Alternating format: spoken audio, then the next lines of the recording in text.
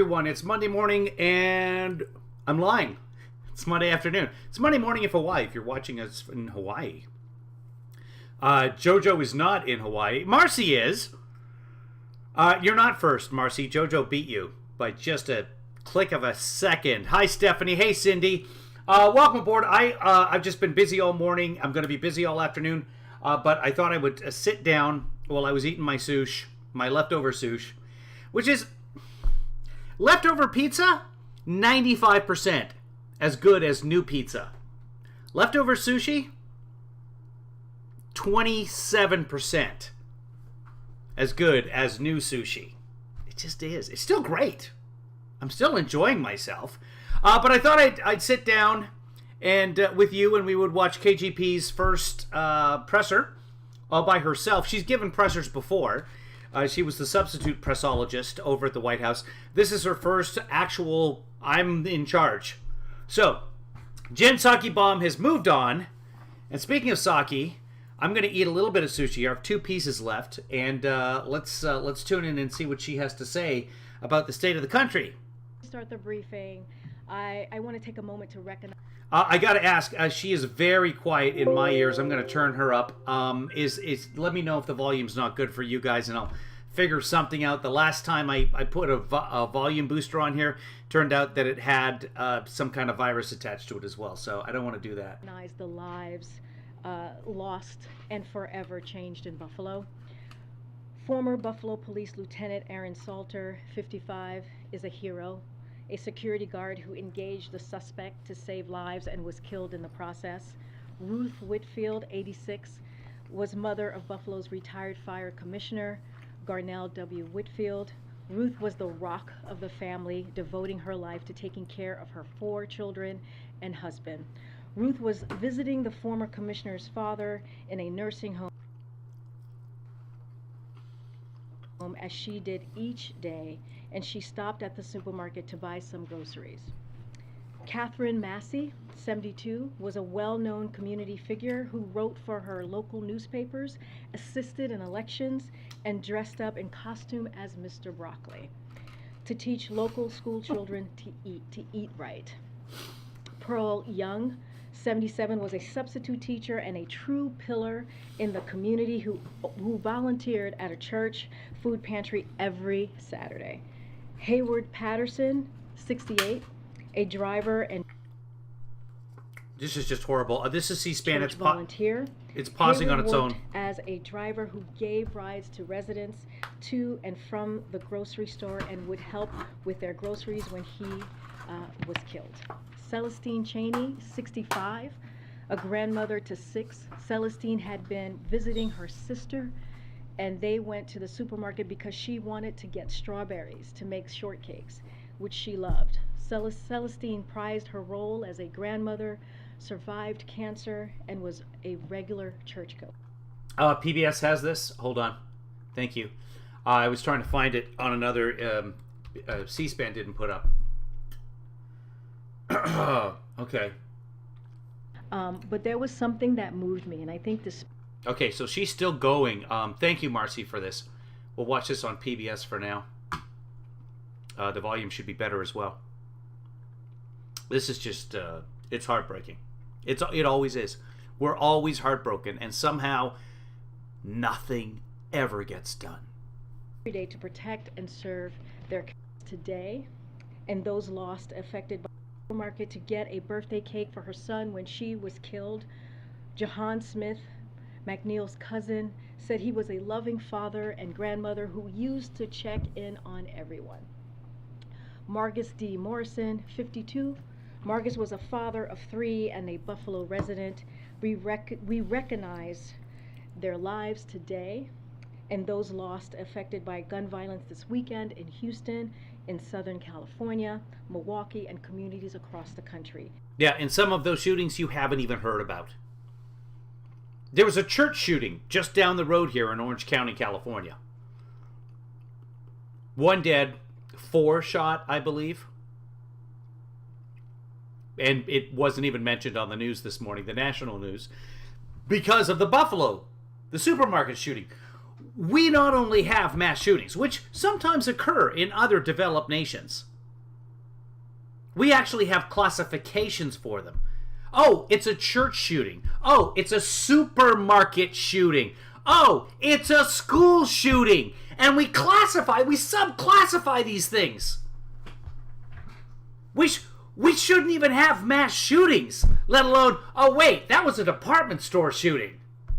Oh, that's a Foot Locker shooting.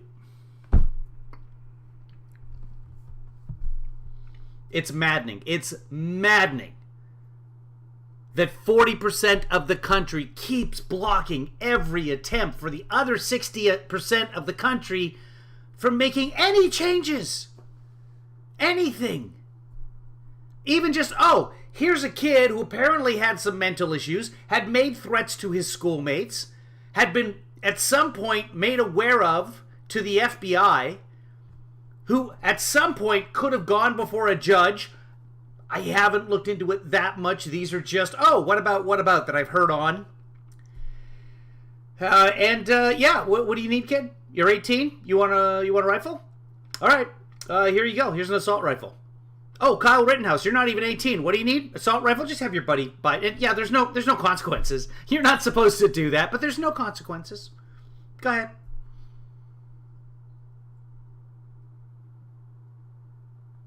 And we honor the bravery of those in law enforcement who respond. In the Orange County, when a senior citizen parishioner had the perp hogtied with an electric cord when the cops showed up, Marcy said.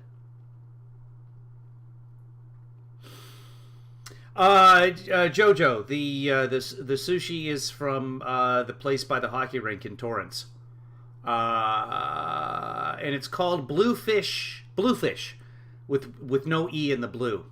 Bluefish is. Oh, here's a story, guys. This is to completely change the subject, because right now when I hear stories like this, when I think about the gun violence, I have difficulty breathing. And it's a damn good thing I wasn't thinking about it when I was at my cardiologist this morning, because she said I was doing great. But it would have been tight in the chest. But I walked into the sushi place, and yeah, you've got sushi here for Kevin, and the lady at the counter looked up and said, "Oh yes, KevinlyFather." Yeah, that's right. Oh, well, I hope you enjoy. It'll be $16.85 or whatever else. I don't know if she recognized me or just took a wild stab in the dark. I wasn't even there with my kids. Somehow she knew I was KevinlyFather. I don't know. That's my first brush with fame, if that, or I don't know. Maybe I misunderstood what she said, but she did very clearly. No accent, no standard American accent. This is someone who was raised here. Recognized me as KevinlyFather, and I don't know how that happened, but cool, I guess. Responded quickly and with professionalism in Buffalo, and who risk their lives every day to protect and serve their communities. Tomorrow, as you all know, the President and the First Lady will travel to Buffalo to meet with families of the victims, first responders, and community leaders. They will comfort the families of the 10 people whose lives were senselessly taken in this horrific shooting, and they will express gratitude for the bravery of members of law enforcement and other first responders who took immediate action to try to protect and save lives. A couple more toppers for you here, items for at the top. In just under an hour, the President will host Prime Minister of Greece and a senior delegation, including their Minister for Foreign Affairs and Minister of National Defense, for a bilateral meeting. The two leaders will discuss the U.S.-Greece bilateral relationship, which both our governments are... No mention of... So we mentioned the Buffalo shooting. We mentioned the victims in the Buffalo shooting. We're not reading off the victim in Orange County. We're not reading off the victims in Houston. We're not reading off the victims in Chicago, etc., etc. Those people are just lost. I mean, they're all lost. We're lost as a nation that we're at this stage. Hi, Chris. At Starbucks, I'm actually Rory. I don't know how they got Rory from Kevin, but the last time I went to Starbucks and told them my name, Rory. Agree is at a historical high point. The President and the Prime Minister will discuss our defense partnership efforts to bolster energy security while also combating climate change, our shared commitment to democratic values, and efforts to provide Ukraine with the support it needs to defend itself. The two leaders will also discuss ways to further expand the bilateral trade relationship and U.S. investment in Greece, where several U.S. tech and renewable energy companies have made significant investments. The President and the First Lady, Jill Biden, will then host the Prime Minister and his wife for a reception honoring the conclusion of Greece's bicentennial year of March 25th. Also today, the administration announced an action plan to ease the burden of housing costs, taking a series of actions to address one of the largest items in a typical family's budget and one of the largest drivers of inflation in our economy. As President Biden has said, tackling inflation is his top economic priority. The best thing we can do to ease the burden of housing costs is to boost the supply of quality housing, including building more new homes and preserving existing federal support and market rate affordable housing. Today's action plan includes legislative and administrative actions that will help close America's housing supply shortfalls in 5 years, starting with the creation of preservation of hundreds of thousands of affordable housing units in the next 3 years. This is the most comprehensive all-of-government effort to close the housing supply shortfall in history when aligned with other policies that the President has proposed to reduce housing costs and ensure affordability, such as rental assistance and down payment assistance, closing the gap. Either she's very nervous, which is highly likely, or she's not a great reader. I'm hoping she's very nervous, and I would expect that she is. So we'll know more in a few days. Will mean more affordable rents and more attainable home ownerships for Americans in every community. Also today, we have a lot. Today marks 6 months since President Biden signed the bipartisan infrastructure law. Since then, the team has hit the ground running to deliver results for communities across the country in 6 months. The bipartisan infrastructure law has already begun helping fight climate change, advancing environmental justice, boosting domestic manufacturing, strengthening critical links in our supply chain, and lowering costs for working families. To date, the Biden-Harris administration has announced over $110 billion to rebuild roads and bridges, modernize ports and airports, replace lead pipes to deliver clean water, and expand high-speed internet. This includes funding for over 4,300 specific projects touching over 3,200 communities across all 50 states, DC and Puerto Rico as well. 53 states and territories have appointed state infrastructure coordinators, responding to the call from Infrastructure Coordinator Landrieu to appoint an individual to coordinate efforts in a state along with serving as a single point of contact for the White House infrastructure implementation team. The President, Vice President, and Cabinet have traveled on more than 125 trips to over 40 states, as well as DC and Puerto Rico, to demonstrate how the President is delivering on this once-in-a-generation opportunity. The last thing I promise, and then we'll go to your questions, but before I do that, I just want to say a few words about how honored I am to be here with all of you today in this role, in this room, standing behind this podium. I am obviously acutely aware that my presence at this podium represents a few firsts. I am a Black, gay, immigrant woman, the first of all 3 of those to hold this position. I would not be here today if it were not for generations of barrier-breaking people before me. I stand on their shoulders. If it were not for generations of barrier-breaking people before me, I would not be here. But I benefit from their sacrifices. I have learned from their excellence, and I am forever grateful to them. Representation does matter. You hear us say this often in this administration, and no one understands this better than President Biden, which is why his administration is not only the most diverse in history, it is filled with barrier-breaking women and men, from the Vice President to the Cabinet Secretaries, to his Supreme Court nominee, to senior staff throughout this administration. When I did my first briefing as Principal Deputy Press Secretary last year, almost a year ago, I said at this podium that this podium, this room, this building belong to the American people. We work for them. It's not about me. It's about them. It was true then, and it is very true indeed today. On Jen's first briefing, she made clear that the President's and her priority was to bring truth and transparency back to this briefing room. Jen did a great job at that, and I will work every day to continue to ensure we are meeting the President's high expectation of truth, honesty, and transparency. I also have tremendous respect for the work that you all do, which I know it's not easy. No, whoa. The press plays a vital role. I was told the press was the enemy of the people, but okay. In our democracy, and we need a strong and independent press now more than ever. We might not see eye to eye here in this room all the time, which is okay. That give and take is so incredibly healthy, and it's a part of our democracy. And I look forward to engaging with all of you on that. With that, please kick us off. Thanks, Karine, and congratulations.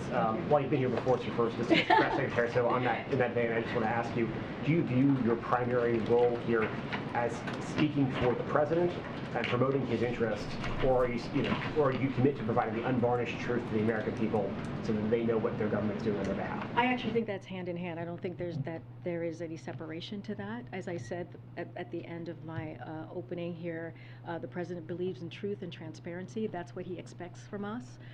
Clearly, we are here to talk about his platform and what he is doing to deliver for the American people. But he wants to make sure we're doing this in a transparent way, in a truthful way, in an honest way. I know the pool has to gather at 3:30 for the event. I'm hoping you might be able to stay here and take questions from Yeah, our folks. absolutely. And then on a substantive note, this weekend's attack in Buffalo, the shooter's professed ideology echoed in some ways the hateful rhetoric espoused by the Charlottesville white supremacist protesters almost 5 years ago that motivated the president to run for this office back then, as he's often talked about. What more does the president believe he has to do and the country has to do to combat that sort of hatred? So let me just say, we still need to learn more about the motivation for the shooting as law enforcement does their work.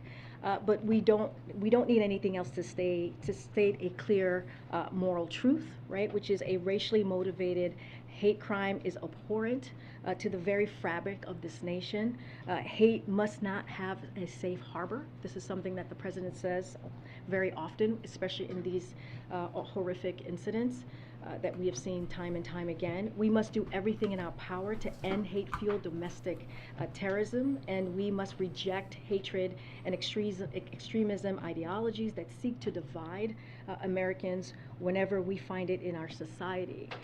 It is antithetical to who we are as a country, and it fuels violence as well. Thanks, and congratulations also. In that vein, there's polling that shows 1 in 3 Americans believe in some element of replacement theory. You just spoke in very broad brushstrokes there. Are there specifics that this White House is willing to do, willing to take in order to stop this form of thinking from further seeping out of the fringe and into the... I'd have to take a look at that poll, but replacement theory is basically the idea that white people are being replaced and their votes are being diluted because immigrants are coming. And a lot of those immigrants are not the color of the white people. Apparently, the gentleman, the person, the monster who shot up the grocery store in Buffalo believed in this theory, as does Tucker Carlson on an almost nightly basis. And the Republicans in general are extremely afeared of immigrants coming across the border from Mexico or the border with Mexico and being allowed to vote, which has never happened. You have to immigrate properly to do that. But anyway, CRT, so far as I know, hasn't actually killed anybody. GRT has killed many and continues to do so and radicalize white Americans. But, as Tucker Carlson puts it, it doesn't exist. The mainstream. So, we're going to continue to call this out. As we have talked about many times, the president, at every chance he's had, when we've seen a violent attack like this, that is, as we say, with hatred and racially motivated, he calls it out and calls it what it is. So one thing I do want to touch on is like domestic terrorism a little bit, which kind of hopefully touches on your question. We have been working to implement the government-wide national strategy to counter domestic terrorism, which President Biden directed his national security team to develop on his first full day in office, recognizing that that has evolved into the most urgent terrorism threat the United States faces today.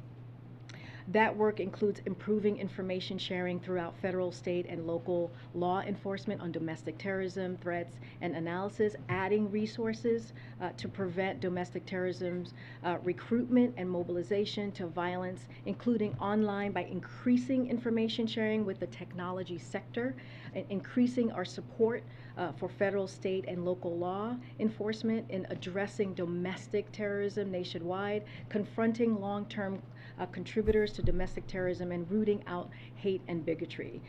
This weekend's terrible events in Buffalo are just another vivid reminder of the urgency of that work and continuing to move towards that. But on this notion that immigrants and others are believed to be by some taking over and pushing white people out of positions of authority in this country, which is at the heart of so much of this terror that is being spewed online. Does the White House believe these views are being amplified by Tucker Carlson? Look, like I said, we are still figuring out the motivation of all of this, and we are very clear. Look, as you all know, watching what happened in Charlottesville was a major factor in the president deciding to run, right? And back in 2017, many of those dark voices still exist today, and the president is determined, as he was back then, and he is determined today, to make sure that we fight back against those forces of hate and evil and violence. So that's what we're going to keep doing. That's what we're going to continue to call out. But we reject hatred and extremism ideologies. But just in the interest, I apologize, in the interest of time, I know you've got to go, but are there elected officials that this administration views as threatening in this way? Yeah, it's what we're going to continue to do. Any one person, right? Doesn't matter who they are, who spews this type of hatred. We're going to call out. We're going to condemn that. I'm not going to speak or call out any individual names. I'm saying that this is something that we need to call out. And so this is what the president has been doing and will continue to do that. You saw him say that in his statement over the weekend, and that's, now he's going to go to Buffalo and visit with the victims that were affected by this violence that we saw on Saturday. Go ahead, Jay. Thanks for bringing it. Congratulations. Thank you. President Putin said today that Russia has no objections to Finland and Sweden joining NATO, which seems to be a shift in policy for them. What is the White House's reaction to that? And can you give us an update on U.S. efforts to help bridge the gap between Turkey and Finland and Sweden? So on the Turkey part, I'll take that first. I know that there was a question about how they were feeling or what the Turkish government said about Finland and Sweden. The secretary spoke to this again, as I just said yesterday, during his press conference in Berlin, a meeting with his counterparts in NATO. And so what he said is, we are confident we will reach consensus as an alliance on an entry process should they decide to apply. That was what Secretary Blinken said yesterday. I cannot speak for the Kremlin. This we believe we believe in NATO's open door policies and the right of each country to decide its own future, foreign policy and security arrangements. That's what we believe, and so we welcome the recent statements from governments of Finland and Sweden on their intention to seek NATO membership. We will strongly support these applications when they are formally presented in Brussels. Both Finland and Sweden are close and valued defense partners of the United States and of NATO. When and why did the president decide to have additional troops sent to Somalia? Yeah, I know that was just announced, I believe earlier today. So The President has approved a request from the Secretary of Defense to reestablish a persistent U.S. military presence in Somalia to enable a more effective fight against al-Shabaab, which has increased in strength and poses a heightened threat.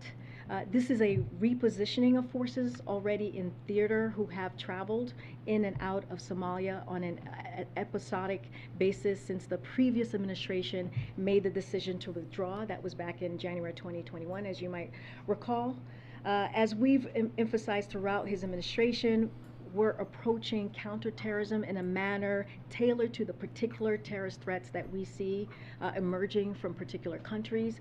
Today in Somalia, we face Al-Qaeda's largest and wealthiest global affiliate, and one that holds substantial territorial safe haven. The decision to reintroduce a small but persistent presence was made first and foremost to maximize the safety and effectiveness of our force and enable them to provide better support of our partners. Additionally, our partners can benefit from our more consistent support and engagement in addressing the threat posed by al-Shabaab by having a small but persistent U.S. military presence. And while there is risk, it is manageable. That's the way that we are seeing this approach. DoD is working to elevate local conditions, including those following the Somalia presidential election yesterday, and is engaging partners in the region, including the Somali government, to determine the best way forward. Thanks, Karine. Two questions for you. Sure. One, there are some elected officials and media figures who are publicly espousing xenophobic, racist, and extremist views that may be helping to spread white nationalism. You just told my colleague here that you don't want to call out any names. Why don't you want to do that? Does that come from the president himself? No, I think because it doesn't matter who it is. If a person espouses hatred, we need to call that out.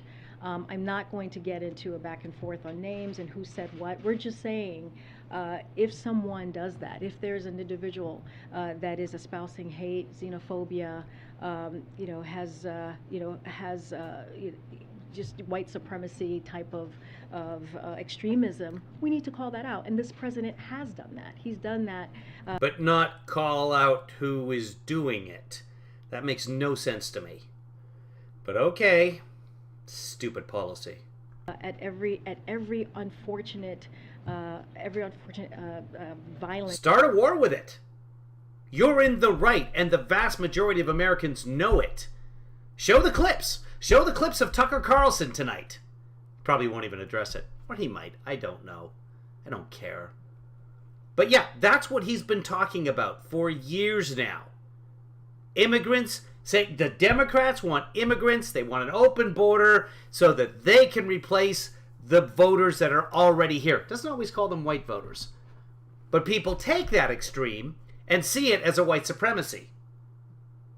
And so the guy who went to the black neighborhood in Buffalo and shot up mostly black people was racist based. But Tucker is first said, oh no, it's not about race. It's about Americans here already. And that includes black people. So change the message.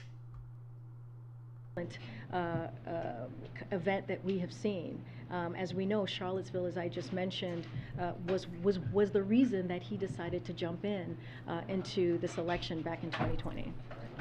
2019. Can we just explain for people who are watching? Yep. For folks who are watching, Cool is departing. The president is getting ready to have his event. No. It's okay. I mean, you know. Yeah, people are walking out of a presser. But that's the press poll for today. Every day, the White House, every week, basically, there's a different press poll. So they don't send all the reporters off with the president on Air Force One or Marine One or wherever anytime he goes places. They pick a camera crew. They pick, for example, it might be Fox News today. It might be CBS. It might be whomever picks, and that pool feed is shared with everybody. That would be a great. Just like this is the pool feed from C-SPAN. So you see it on C-SPAN, you see it on PBS, you see it on. Anybody can pick up this feed. Great first day. One for the books. The rest gets up and walks away. But they did. The president is much more important than I am, for sure. Those of us who stayed will be rewarded, correct? I mean, I will. You guys all deserve rewards. How about that? Go ahead, Nancy. I'm so sorry. I'm sorry, MJ. I'm so sorry. Go ahead. On a separate topic, the president told my colleague Jeremy Diamond on Friday, when he asked if the administration should have acted sooner on baby formula shortage, if we'd been better mind readers, I guess we could have. This doesn't seem like a situation that would have required mind reading. As you know, the recall date back to February. I believe Politico reported months ago that the FDA was first warned about the suspected bacteria issue as early as September. Are there any specific actions that this administration took, meetings, phone calls, briefings in February or any earlier to begin addressing this potential shortage? I mean, you've heard us talk about this. You've seen my colleagues on your networks talking about what we have done since February. We've been working on this 24/7. But I've been listening, and I haven't heard people talking about exactly what you did. Just saying, oh yeah, we've been working on it. I do want to give you a little bit of an update of where we are. By the way, I went down to my Ralph's and my CVS yesterday. Lots and lots of baby formula. I asked them at the front too. I said, those little cards, that means you've got a can for every one of those cards. Because they don't put the baby formula out, because believe it or not, a ton of people steal baby formula. They just have the cards for it. So you walk up, you get the card, you take it to the front counter goes and gets the baby formula that's under lock and key. But they said, yeah, all those cards represent one, at both CVS and the other one. So they both had plenty of baby formula. But there are areas of the country that don't have baby formula. I don't know the solution. But if you're out there, and if you know somebody who is desperately in need of baby formula, I think Pete Buttigieg did this as well. Somebody else bought the baby formula where there was baby formula and sent it to them. I'm not sure that's absolutely accurate. That's the impression that I got yesterday when Pete Buttigieg was on one of the Sunday shows. So they have a 9 or 11-month-old. They've got infants. Getting more safe infant formula onto shelves across the country is one of the president's top priorities, right? This is something that he is focusing on very acutely. And again, I said 24/7. We have been working on this since we learned about this back in February. It's important to remember this shortage exists because Abbott closed the facility. Closed a facility because of safety concerns. Thank you, Marcy. He's got twin infants. From the FDA. The FDA is working closely with Abbott to bring the facility back online safely. That's the key here, safely. We want to make sure that this is done in a safe way. We are very... I heard somebody on Fox News today talking about how they need to get rid of the red tape. The government needs to stay out of it. Open it up so they can produce the baby formula again. Oh, so that more babies die. We are very close to having a path forward to safely reopening the facility. You can expect an announcement from FDA later today on that will go into more details. We're also moving as quickly as possible to safely bring in additional product from other countries as soon as today. It should be an airlift. Should be a military airlift. There should be C-135s or 257s or 999s, whatever they are, lifting that stuff from Europe or Canada or wherever it is to the places that it's needed here. As well. And then, there's an army of storks out there. I get it. They can only carry 1 or 2 cans apiece. But they're used to flying long distances and dropping things.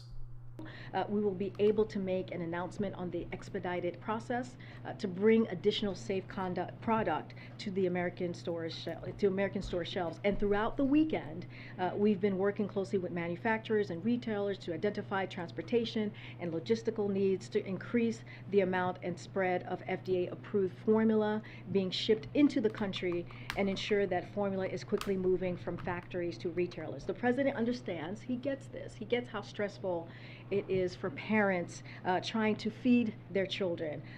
Abbott is already flying stuff in. Is it Reckitt's? Is one of there's 4 companies basically that make the vast majority of baby formula, which is a problem in itself. Also, baby formula, not that profitable for the company. So it's not like other companies are getting out there and getting in on the action. Reckitt's has increased their supply by 30%. Gerber's increased their supply by 50%. Still not enough to make up for the 40 to 48% of what Abbott makes. But there's also specific formulas like Similac, etc., that Abbott makes that other companies don't make. So it's a crazy system. Which is why we're leaving no stone unturned. I can't bring her sound up. I think her sound is full volume on here, and I can bring myself down, so I'll pump myself down a little bit, and she's at max volume. Sorry, guys. To make more safe formula available. If parents need help finding formula, I encourage them to consult their pediatrician or visit hhs.gov/formula. But we have been working on this from February. Our administration has been. Curious whether there are specific meetings, briefings, phone calls that you could point us to. I don't have anything specific for you to point to. I'm happy to go back and get that, make sure that we are fully transparent. I don't know that there is anything. I really don't. I think that the administration dropped the ball on this one. On what we've been doing, but this has been. I could be wrong. This is an important, priority, a top priority for the president. His team has been working overtime to make sure that we get formula back on the shelves, and we want to do this in a safe way. And again, we cannot forget how we got here. Abbott closed the facility because of safety concerns from the FDA. The FDA wanted to make sure that formula was going out in a safe way, and that is the job of the FDA, and that is the job of this administration as well. And just very quickly on Abbott, Secretary Becerra said today, in terms of when things would be back to normal, that Abbott is the one that can tell you the timeline. We don't run their plans. Do you know? That's true. We're not socialist. If anyone from the federal government is currently at the plant or has visited the plant to get a sense of where things stand?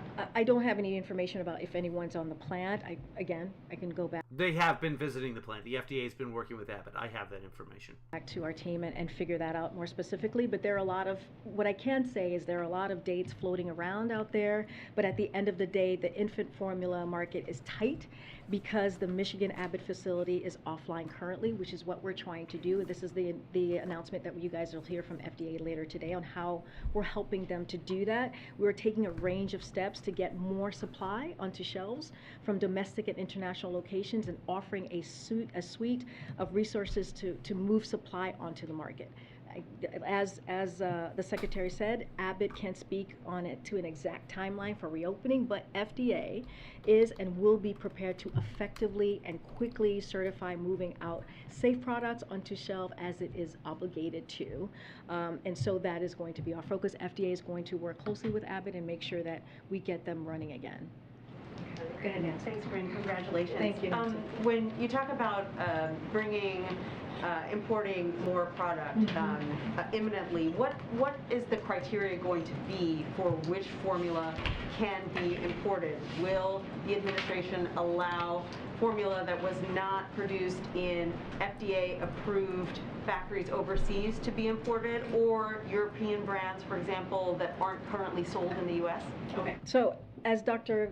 Califf was on various networks today, the FDA have said that it will release guidance as soon as today on how major formula manufacturers can bring in product that is not currently being produced for the U.S. market, as you're alluding to there, Nancy, and to your question. Companies will need to apply with the FDA, and FDA is prepared to review applications quickly and respond to them rapidly. FDA will prioritize review of applications that are most likely to be successful and will get the most formula to U.S. shelves as quickly as possible. All companies will meet the FDA's gold standard for quality control, and only safe products will come to America's shelves, as the FDA commissioner said and explained in detail this morning. At the White House, our role, what we'll be doing is we will have alerted embassies, retailers, and manufacturers to identify potential companies that would make use of the new FDA importation process. Once FDA has finalized finalize its rules, we will be ready to provide information to the public on using the new system quickly and safely and bring new supply to the market. And New York Senator Kirsten Gillibrand says the president should be invoking the Defense Production Act to increase supply more quickly. Is the president still considering that? And if not, why not? I mean, we're pretty much where we were before on the DPA. We're leaving no stone unturned, and every option is on the table, as we have been saying for the past several days. I have no update on the DPA and where we are, but what we're taking action is to make more supplies available as soon as possible, as you've been hearing me say. That is our priority, our main goal. That's happening by increasing imports, as I just laid out how we're going to do that process, and working closely with manufacturers to help them quickly ramp up production. And so that's going to be our focus. And then finally, when you say that you're offering these retailers and producers more assistance, what kind of assistance are you talking about? What kind of assistance can the White House or the administration provide to get supply to store shelves more quickly? Yeah, we're talking about logistical needs and any technical help is what we were talking about. But since the president calls on Thursday to manufacturers and retailers, which we read out, the White House has been in close communication to follow up on those conversations. The White House is having ongoing conversations with the 4 major infant formula to work with them to identify transportation, logistical, and supplier hurdles to increasing production of formula at their U.S. and FDA-approved facilities, to expand the amount and speed of FDA-approved formula being shipped into the country, and ensure that formula is quickly moving to retailers from factories. We are also in ongoing communications as we talk about retailers here as well with Target and Amazon and Walmart and other leading retailers for baby formula to identify parts of the country that may be at risk of critically low supply of infant formula, and have offered to work with manufacturers and retailers to bring more formula to those parts of the country, including the U.S. government transportation and logistical support. Last, we are also contacting suppliers to infant formula manufacturers to inform them that their materials are critical for boosting U.S. infant formula production, and they should prioritize their production and delivery. So essentially, in short, we want them to know we're standing ready to provide the resources or support needed to move safely to get this to the shelves as soon as possible. Go ahead. Yeah, COVID cases are up 61% in the last 2 weeks. Hospitalizations are up almost 25%. Is the White House concerned that the pandemic has not moved on from us? I mean, look, you know, Dr. Jois was here not too long ago. I think he very, very early in his tenure, he stopped by and answered all of your questions, and he said this is tricky, right, when it comes to COVID. And the thing that we have to remember, and we keep saying from here, is that people have to get vaccinated. They have to get boosted. That is the way to really start moving forward from COVID. And that's been the president's focus in putting together a comprehensive strategy to make sure that is happening. And that's why you've seen that success of more than 200 million people who have been vaccinated. And so we're going to continue to have that message. Again, COVID is tricky, right? This is a once in a generation pandemic, you know, and so, but what we're going to continue to do is do the job of the federal government and make sure that we keep the American public as safe as possible and communicating on what we need to do to move forward. In terms of that communication, Dr. Jois did come here, but it was a while ago, and the regular COVID briefings with the CDC director and other health advisors have fallen off a cliff. What is your view on whether these briefings should be happening? Well, I think they will be happening. I don't have any update for you on that. Dr. Jois is happy to come back. I think he's asked to come back to the briefing to speak directly to you, to all of you. I'm sure that they will be having a briefing pretty soon. I don't have any list in front of me to read out to you, but yes, it is important to continue to communicate to the American public, and we're going to continue to do that. Couple questions on Buffalo. We understand that the shooter did purchase his guns legally, but he did have a history of mental health issues and was held for an evaluation last year. So does the White House believe he should have been prevented from owning a gun because of that history? And how does the administration propose doing so in the future? So just give me a second, because I really want to touch on this. It's really important. Our nation is facing a mental health crisis, so it's important to call that. One that is worsened by acts of violence like the one we saw in Buffalo, that can traumatize communities, especially communities of color. And anyone seeking support in the wake of shootings like this should contact Disaster Distress Helpline at 1-800-985-59. The previous questioner mentioned how much COVID has increased in the last 2 weeks, and according to Google, overall in the United States, it's gone from the 7-day average of 61,000 cases to 90,000 cases. So nowhere near what the person said, unless she said 50%. Let's just go back and double check that. But 50% rise in 2 weeks is scary.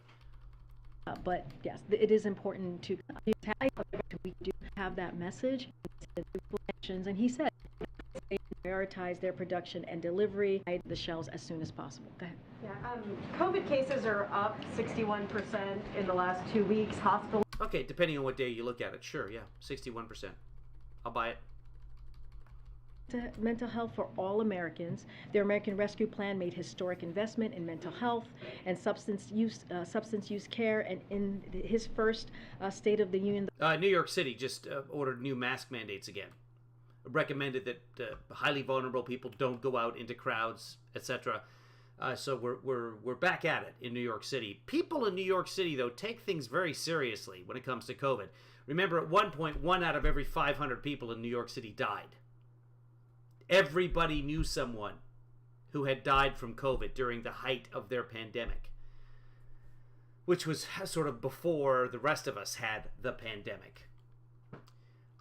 So 95% vaccination rates in places like Nassau County, New York, Kings County, Queens County. What's the other one there? Westchester? That like 95% and up have at least one vaccine. So at my cardiologist appointment this morning, she was talking about how things were during COVID, because I haven't seen her since before COVID. And the roughest part was, she of course does work in hospitals, and post-vaccine, especially older people would be coming in dying of COVID. And the reason that they hadn't been vaccinated is because their kids or their grandkids wouldn't let them get the vaccine. And she would be having conversations with their relatives on the phone. And their relatives would beg, please, whatever medication she can have, please save her life. Oh, please take care of her. But whatever you do, don't give her the vaccine. To which she would explain, well, it's too late. It's the vaccine, she probably wouldn't be here. But yeah, no, we'll make sure she gets some of that horse paste. No, my doctor did not give them any horse paste. But just freaking insanity. We don't know what long-term effects the vaccine might have on an 89-year-old. Idiots. The president unveiled his vision for... And it's the caretakers. It's the caretakers that refuse to let them have the vaccine. And then they die. And my cardiologist was like, oh yeah, they all died. All of them.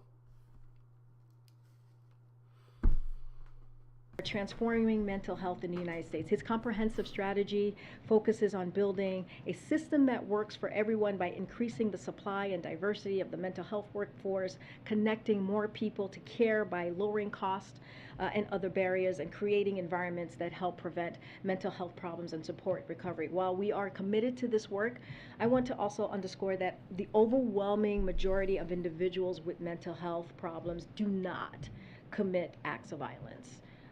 And so comments that make this about mental health only further stigmatizing mental health issues and detract from the other issues like gun violence that must be confronted in our society. So just want to make that clear that we are not stigmatizing. From owning a gun. I mean, look, this goes back to making sure that we have gun reform, right? This goes back to making sure that the president's going to continue to call on Congress to make that happen. And so, when it comes, I just wanted to make sure when we talk about mental health, we talk about it in its fullness. Thanks to Marcy. Breaking news: Abbott has said that they've reached a deal with the regulators to restart production at that factory. However, it will be several weeks before those units, of course, find their way to the shelves. And like I said, not every not every individual. And that's like 5 minutes ago. Thanks, Marcy. That has a mental health problem commits acts of violence. So I just want to make sure that we don't stigmatize it. Another one. Would Sure. the president support the death penalty for the shooter if he's eventually convicted? Look, this is being investigated by the Department of Justice. I don't have. It's not my place from here, this podium, to go beyond that. Okay. Yeah, regarding gun violence, does the president plan to use his remarks tomorrow in Buffalo to push for gun control and gun reform? And will that be a key part of what his message is tomorrow in Buffalo? So the president, is going to go. He really wanted to go to Buffalo. He made it sure that that he went there before he went to Asia. He wants to go there and comfort the people who went through this violence on Saturday. And I did watch some of that speech of President Biden talking to the families and awarding medals of honor, medals. Not sure if they were specifically medals of honors for some first responders. And that is where he really shines as the consoler in chief, having gone through such periods of personal loss in his life, and the way he speaks of it and is obviously genuinely moved by the loss of others. Long before he became president, he was known for consoling those who've lost loved ones and talking about how it will get better. I don't know if it ever gets better, though. God, I hope I'm never in that situation. I hope I'm never in the situation where one of my loved ones, where my daughter, or my son, well, not so much my son. I mean, I don't really love him. But anyway, my daughter is at a grocery store, or at work, or at a Starbucks, or in a church, or hiking up a canyon, and someone does a mass shooting. I hope nobody's ever in that. I hope we fix that. And wanted to offer some comfort and listen to them, talk to them, see how they're doing. And so that is going to be his priority with the First Lady. I don't want to get for those of you who don't know me, of course, I would be devastated if my son, if anything was to happen to my son, because he just ordered a hockey stick for me. And if that'd be like, well, what about the hockey stick? Am I going to get it? Is it going to go to his place? Is there anybody there to collect it? That's up in the air at this point. So yeah, of course I would be devastated. Ahead of what he's going to say, I will let the president speak for himself when we get there tomorrow. Use this moment, though, to call on Congress to pass gun reform measures, or is there recognition that that's just not something that's possible right now in Congress? He's obviously pushed for these things here in the past during his first term in office. No, I think the president, as he's done for this past year, is going to continue to call for gun reform. That is not going to that's not going to change. That is something that he has done this past year. Every time we have heard of this gun violence, our country is facing an epidemic on gun violence that is costing lives every day. We saw that in Buffalo, as we're talking about, and in examples every day that might not make the news, but tear up families and communities. This is a top priority for the president, and it's been throughout his career. I do want to say that what we saw in the country this weekend are an urgent reminder of how important it is to have confirmed leadership at AFT. So I want to take that moment to say AFT agents are playing a key role in the investigation in Buffalo, and they are risking their lives every day to combat domestic terrorism and crack down on gun traffickers, to keep our streets safe from violent crime. If the Senate wants to get their back, and they should confirm that Steve Dettelbach to lead the agency. Dettelbach is a career prosecutor prosecutor who has confirmed, who was confirmed unanimously last time he was before the Senate. He was the support of former federal prosecution. He has the support of former prosecutors from both parties, including the team that prosecuted the deadly Oklahoma City bombing, domestic terrorism case. He has the backing of major law enforcement groups, including one that represents many of the rank and file ATF agents he's going to lead as ATF director. So that is something that is really important that we make sure that we get that done, and we're calling on Congress to do that. Thank you. Karine, congratulations. It's nice to see you up there. Thank you. The president's Twitter account posted the other day, you want to bring down inflation, let's make sure the wealthiest corporations pay their fair share.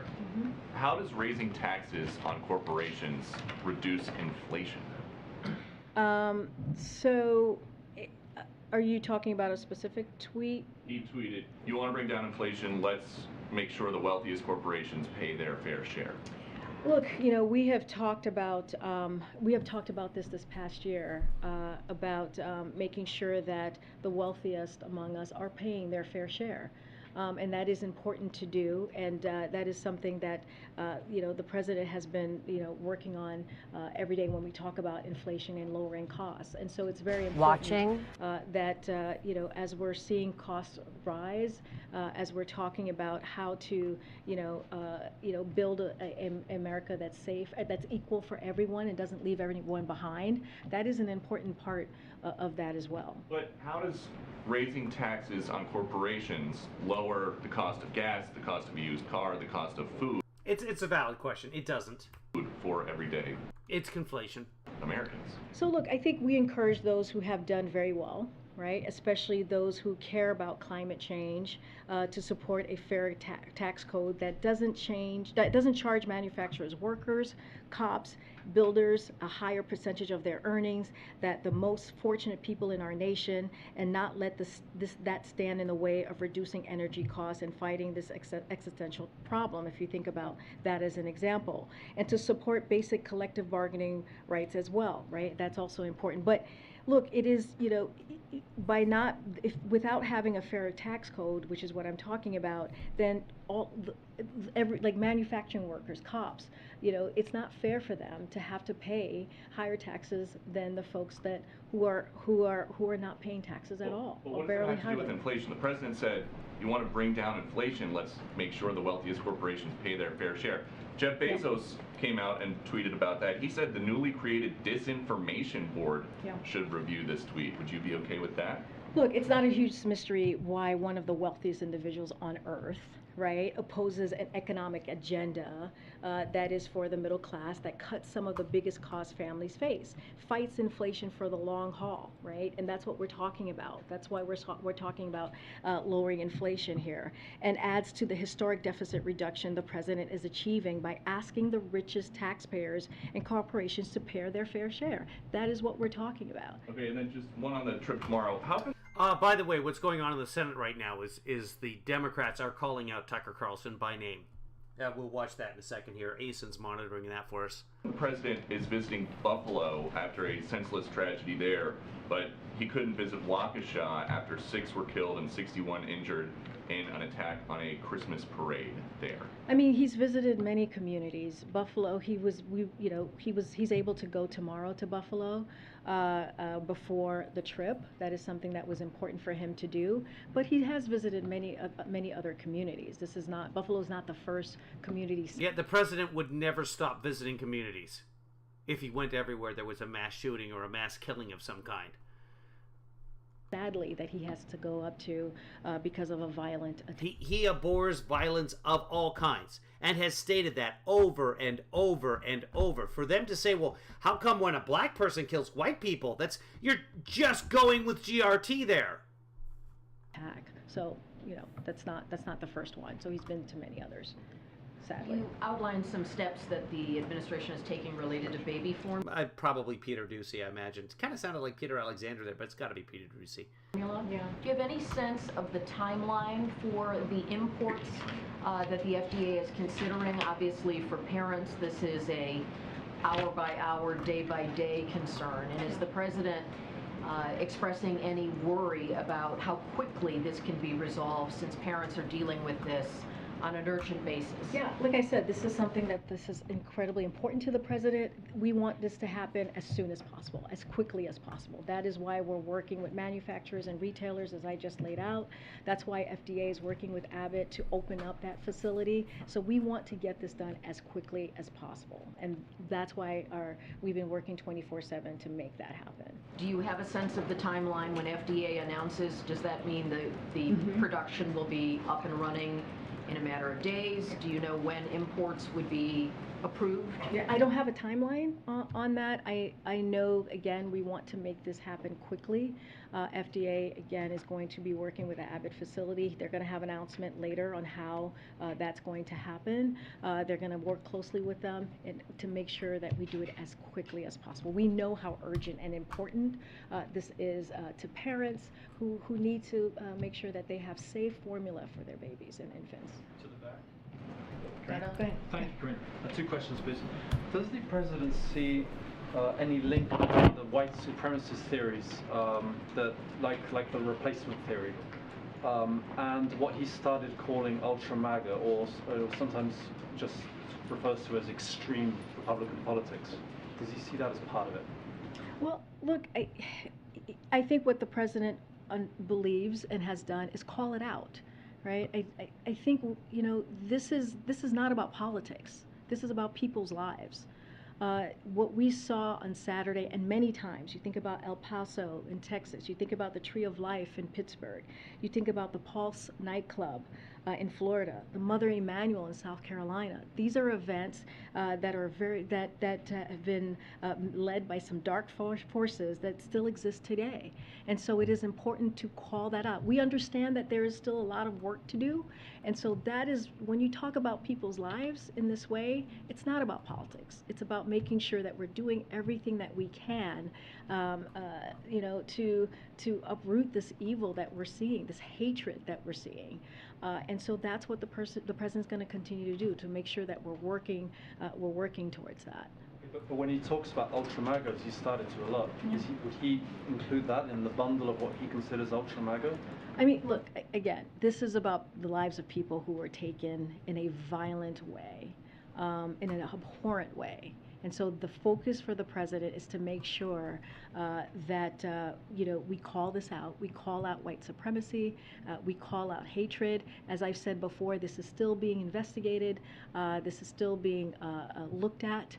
But the moralness, right, the moral center of this should be called out, and that's going to be the focus. That's what you're going to see the president do tomorrow. He's going to meet with the victims. He's going to have conversations. He's going to offer them comfort. He's going to listen to them and hear what is it that they want to share with him. And he's going to continue to work with Congress and call on Congress to call folks to work on gun reform, which is really important here as well. I have a second question, very quick one, I promise. Is there any update on whether Cuba, Nicaragua, Venezuela will be invited to the Americas Summit? And generally, when are you going to be announcing invitations? So I don't have any update for you on that, on invitations or when we're going to announce invitations or who's been invited. As soon as we have that, we'll promise to share. Okay, go ahead. Hey, congratulations. Thank you. Two questions on internal policy review or internal government reviews that have actually fallen out of the headlines. The first is on the investigation of Border Patrol agents that in the, I guess in September of last year, who were there for the Del Rio arrival of thousands of Haitian migrants. It's been 8 months at this point, and we don't have a conclusion of that review. The president had wanted accountability. He demanded it at the time. Secretary Mayorkas said that there would be a conclusion to that review within weeks. So why is it taking so long, and is there any urgency given the fact that the administration is now preparing for the arrival of potentially new surges of migrants? No, it's a very good question. I don't have an update on that. Department of Homeland Security, that's where you mentioned Secretary Mayorkas, that's where that review sits. And as soon as we have an update, I promise to share that, or they will share that. That would not come from here. I just don't have an update. But I understand the question. The Review that hasn't I understand the question. Okay, it's not very helpful. concluded, it appears. The administration said that after the terrorist attack in Fort Worth at a synagogue, they were going to review how an individual who was a British-born citizen who had been on a watch list 10 years prior somehow was able to enter the United States, and that they were going to look at lessons learned. You mentioned how there are increased threats of foreign-born terrorism as well as domestic foreign terrorism. Yeah. Where is that review? What lessons have been learned, and is that a priority for you? So I don't have an update on that. I will have to check in with our team to see if we have something to share on that particular review, and so I'll do that. I'll check in with the team, and you should reach out to us afterwards and see what we can do. Okay. Hey, Jen. Two on the economy. China's industrial output and consumer. Louis, what evidence do you have that Ultra Mega has blown up in the Dems' faces? In 6 seconds? What are you even saying? What? Spending came in at the worst levels since the pandemic began. Are you worried that this will cause a global recession, including here? Can you say that again? What came back? China's industrial output, which of course has an impact on the global economy and the U.S. economy, came in at the worst levels since the pandemic began, and I'm wondering if you're worried about a global recession. So,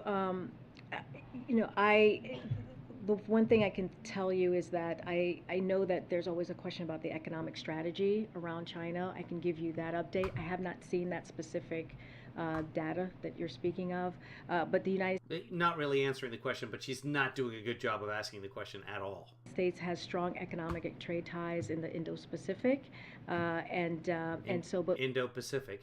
we agree it is essential for us to step up economically in the region and to do it fast. We need a new model of economic engagement and trade. As we're talking about that region specifically, the past couple of years have highlighted real gaps in global Louis, no matter what you say about the other side, they're going to use it as a fundraising opportunity. I know she's very quiet. I can't adjust that. Sorry. Economy, like vulnerable supply chains and corruption and tax havens and lack. She's also very soft-spoken, and the mic doesn't do a great job of picking up her voice. That's just her natural voice, and this is as high as the volume goes on PBS. Sorry. Lack of innovation and creativity holding us back. The old models did nothing to remember, Louis, the number one selling slogan on right-wing propaganda right now is FJB. That's the right wing. That's Trump fans. FJB. Address these issues that underpin our growth, and we will define the coming decades and our ability to deliver for our people. That's why we're working intensely on developing an Indo-Pacific economic framework. We've gotten a lot of interest from countries in the region. We've also spent months engaging Congress and labor.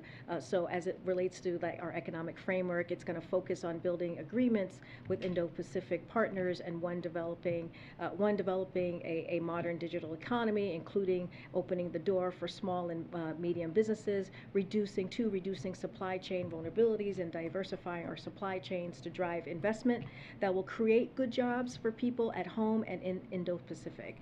3, treating climate change like the economy issue it is by investing together in the green economy, and also building a fairer economy with tax and anti-corruption practices that level in the playing field, not just for workers, but also for businesses too. And that's kind of our economic strategy in the region. That particular data I have not seen yet, so I would need to check in with our team. And then one more overall on the economy.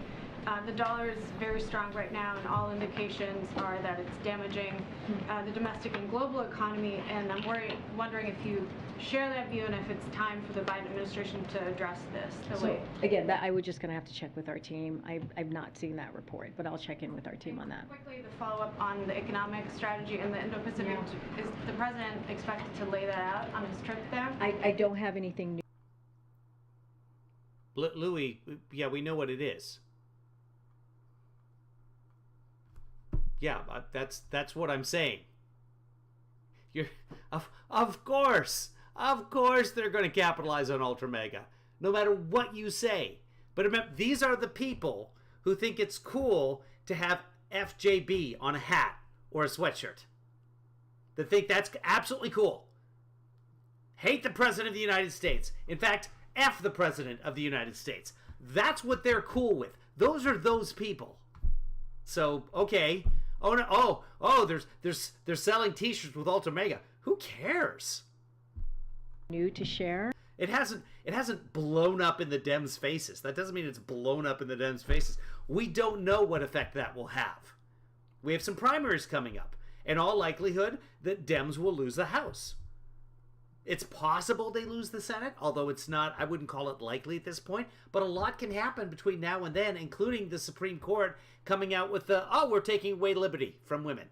Sorry, women, you don't get to choose anymore. We'll see what happens. It's a long time before November. And right now, the Ultra Megas are fighting with the FJBs about whether they should support Dr. Oz or a lady who believes that the 2020 election was rigged. Or preview for you on his trip. As you know, Jake is going to be here.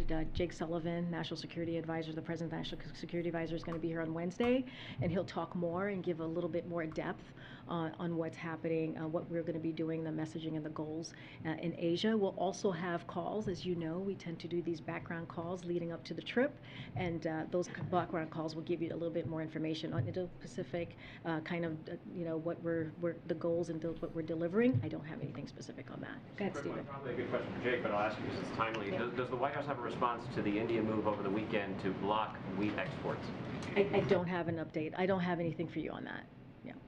Karine, yes. On the several civil rights groups are calling for a forum, a summit on hate crimes. Is that something you all are considering? Yeah, we've heard of this of the summit. I don't have anything for you to preview or to confirm on if we're going to have that summit here at the White House.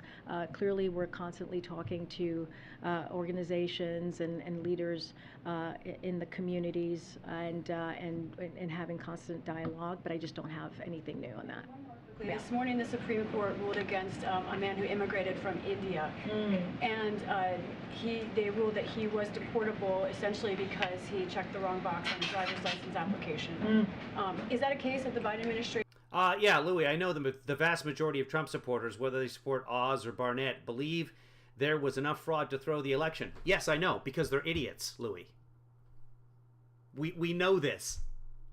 All 50 governors, including 27 Republican governors, all 50 secretaries of state, including 29 Republican secretaries of state, certified the election.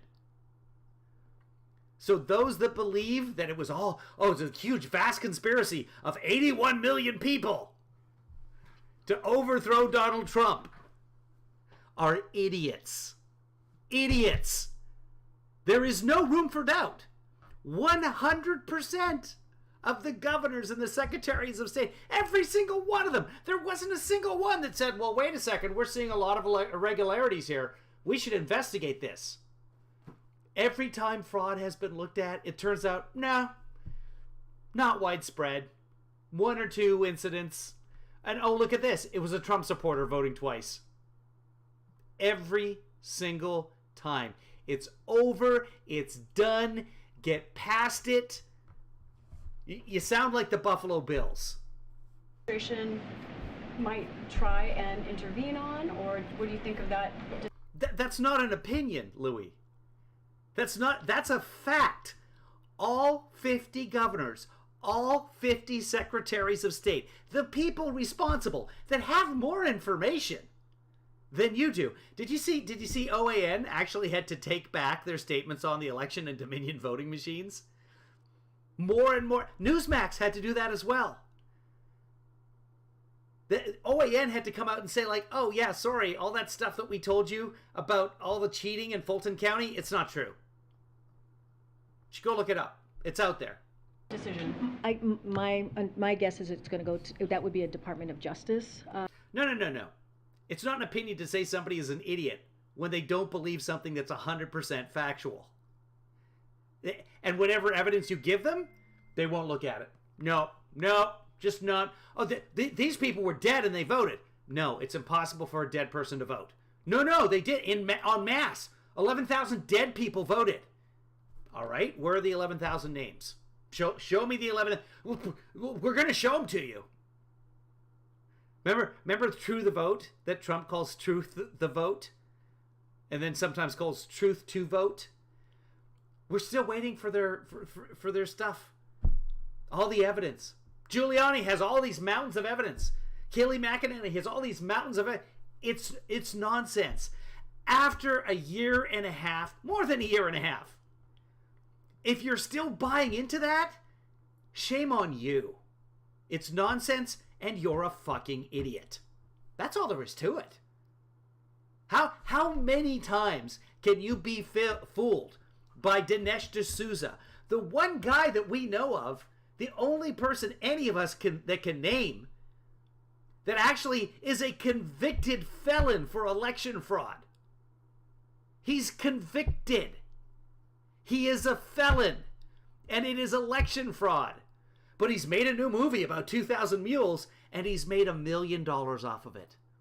Trump pardoned him, so he's able to make this movie and make $1 million off what kind of people? Idiots.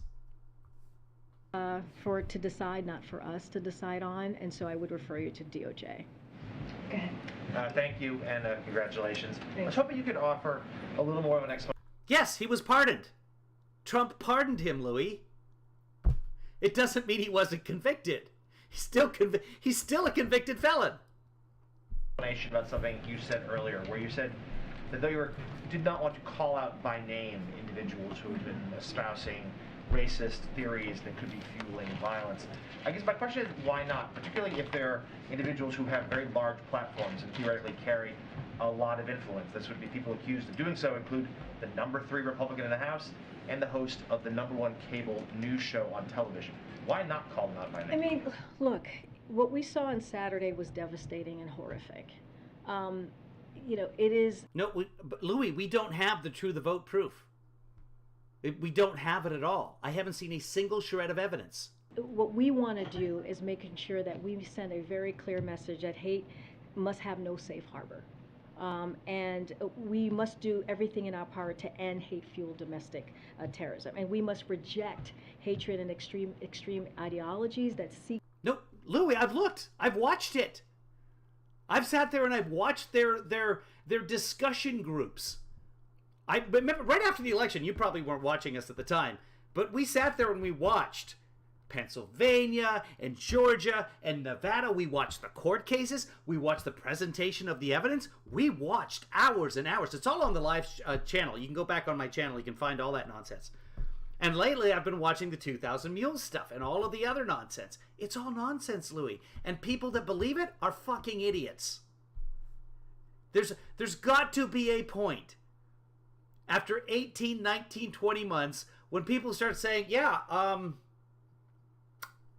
you keep saying you're going to present me with some evidence, but there's no evidence. I keep waiting. I'd love to see it, Louis. I would love it if there was actual election fraud on a scale that would overturn anything. Wow, it would make it interesting. I'm not a Democrat. I'm not a Republican. I'm an independent. I just find things interesting. And it would make for much better live streams than what we're watching right now. Trust me. To divide Americans wherever we find it in society. It is antithetical to who we are as a country, and that is what we want to make sure that we're doing. It doesn't matter who it is. This is something like morally, the moral truth of this. No, Louis, I watched. 2,000 Mules is nothing but pure nonsense. Tell me what you saw in 2,000 Mules. By the way, there's a way to watch it for free. You don't have to give Dinesh the money. You just have to get on a mailing list, but you just use a fake email address. Anyway, we'll get into that later. But tell me what you saw in 2,000 Mules that you thought was evidence. Is that, it is a racial-motivated hate crime, and it's abhorrent. And so that's what we need to call out. In fact, I've looked at doing a debunking of 2,000 Mules, but I'm so busy with everything else, it's just like, what is the point? The people that believe that nonsense are absolute suckers. Absolute suckers. It doesn't. From the very beginning. Let's just let's finish up with this. It doesn't matter who that is, and that we want to. Many with my. Go to the next question because there's nothing here. With this, right? It does. Okay, and here we go. know we have a lot of work to do. But you know it matters to some, right? It does matter to some people who it is that's calling it out. And when you don't call it, when you don't... We've already talked about this. This is dumb policy. Name names. That's what they're doing in the Senate right now. Let's take a look at that instead, because this is... I'm already not a big fan. Sorry. But that could turn around. This is her first day. Let's give her a chance. Is dark gospel. But here's what's most shocking to me. The number of elected officials who will jump at any chance to get featured on Carlson's show and echo his white supremacist blather, his dark gospel of fear and hate and racism. We don't have to look far to find those elected officials. The third-ranking House Republican claimed in a campaign ad that Democratic immigration policies will, quote, overthrow our current electorate. What will it finally take for the Republican Party to condemn this hate once and for all? And what will it take for members of the Senate to join together in rooting out white supremacist violence? As chairman of the Senate Judiciary Committee, I'll soon hold a hearing on domestic terrorism. And the ideologies like the great replacement conspiracy theory that inspire the acts of hate will be expounded on at that hearing by experts. That's exactly what this country is for. We are a nation of immigrants, with very few exceptions. I happen to have a couple of them in my family that have native blood. But for the most part, yeah. Just about everybody watching right now, I would hazard to guess, is a child of immigrants. Mainstream by me. Well, this once fringe conspiracy theory, this so-called great replacement theory, has been dragged into the mainstream by media personalities like Fox TV's Tucker Carlson. According to the New York Times, more than 400 episodes of Tucker Carlson's news program on Fox TV, which attracts more viewers than any other show in the history of cable news, have alluded to the great replacement theory. Tucker Carlson is a leading ideologue in the white supremacist movement. He's even introduced racist terminology into America's conversation, like the phrase, quote, legacy Americans, which refers to the idea that immigrants aren't real Americans. The phrase was first used on white supremacist forums and websites. Tucker Carlson is right at home with it. I haven't heard him saying that, but I don't watch a lot of Tucker. It is dangerous. I try, but like 5 minutes into the broadcast, and it's just idiocy. This is replacement theory in a nutshell. It is dangerous and a deeply anti-American worldview. It is poisoning minds, people's minds, who spend hours wandering the darkest wastelands of the internet. And let's be clear, it's a message that has also found a special home in several right-wing outlets, and on one cable news channel in particular, Fox News. Also Newsmax, also OAN. It's right at home there as well. In a craven quest for... And then there's a bunch of other channels as well, like America First Network or whatever, and I don't even remember their names. But you'll find Trump on them every once in a while. He'll do interviews with them. He won't do CNN, won't do MSNBC, but he will do America's Voices or whatever that network is. For viewers and ratings. And there's people watching. Organizations like Fox News have spent years perfecting the craft of stoking cultural grievance and political resentment that eerily mirrors the messages found in replacement theory. According to one measure by the New York Times, Fox's top political pundit, most widely watched, Tucker Carlson, has spewed rhetoric that echoes replacement theory at least 400 times on his show since 2016. Let me repeat that. According to one measure by the New York Times, Fox's top political pundit, Tucker Carlson, has spewed rhetoric that echoes replacement theory at least 400 times on his show since 2016. 400 times. This is a poison that's being spread by one of the largest news organizations Laura Ingraham does it too, but no one pays attention to her. In our country. Now, to its credit, this morning, the Wall Street Journal editorial board, which is run by the same elites who run Fox News. Oh, everybody's a fucking elite. Come on. Stop. Oh, it's West Coast elitism. Oh, it's East Coast elitism. Oh, it's the elite. It's elite. Stop using elite like it's a bad thing. Elite means best. Owned by the same people. I hate it when we take words and destroy them. Not as bad as calling Panda Express gourmet. Words don't mean anything anymore. Once we reach that point that the FDA didn't step in and said, hold on, Panda Express. No. You cannot call yourself gourmet. We let that go, and now words are meaningless. The Wall Street Journal. Foofy fa blah blah blah blah blah blah. There you go. And I'm talking. Journal editorial board wrote that, quote, politicians and media figures have an obligation to condemn such conspiratorial notions as white replacement theory. Those are the words of the Wall Street Journal editorial page. They are right, but condemning race... Bougie is good. Bougie I like. That's a good word. Elitism is... Racist ideologies and violence is necessary, but hardly sufficient. Let's see if Asen has anything else up since then. I'll refresh the page. And that's what's going on in the Senate right now. I think that's the same thing. And here's an ad. What I like to do with the ads is not interested in this ad. Okay. So this ad, which I just clicked not interested on, all the comments on there was, that's a dude. That's a man. It's an ad for raw bamboo necklaces, maybe? Reclaimed in silver and gold. It's an ad for jewelry, I guess. And all anybody can point out there is, that's a dude.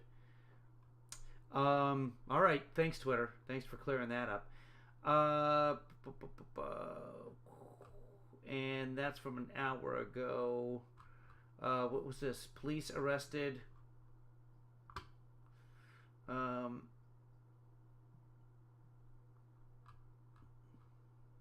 Police arrested a man making threats referencing the shooting in Buffalo.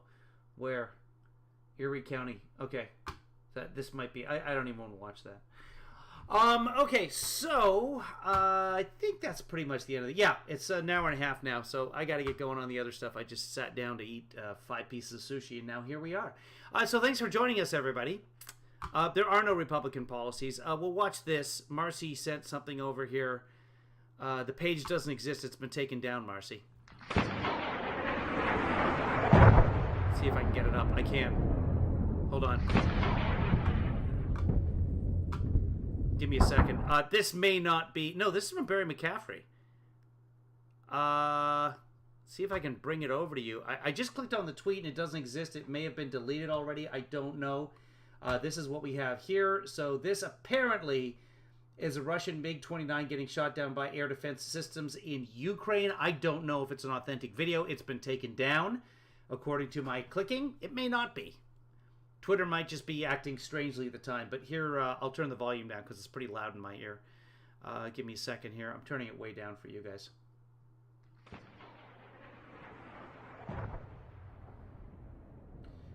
So that would be what's called a SAM, a surface-to-air missile going up and hitting one of the MiGs. And the second MiG, you can see, lets off some shrapnel right here to distract the missile.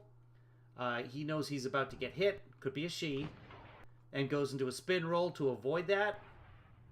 And you can see the flares coming down to the ground now.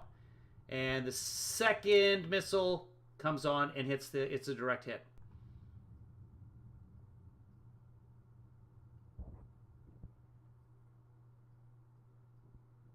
And it looks like the plane is on fire and heading off to the distance there. I can't verify any of this. It's interesting footage one way or the other. Here it is again. Both of them flying over. One of them instantly struck and on fire. You can see there. I don't know if this is still available or not. I'll click on it one more time. And the page doesn't exist. So that's been taken down. There you have it. Okay, kids, that's the end of the broadcast. Be good to each other. Be good to yourself. Most importantly, be good to me.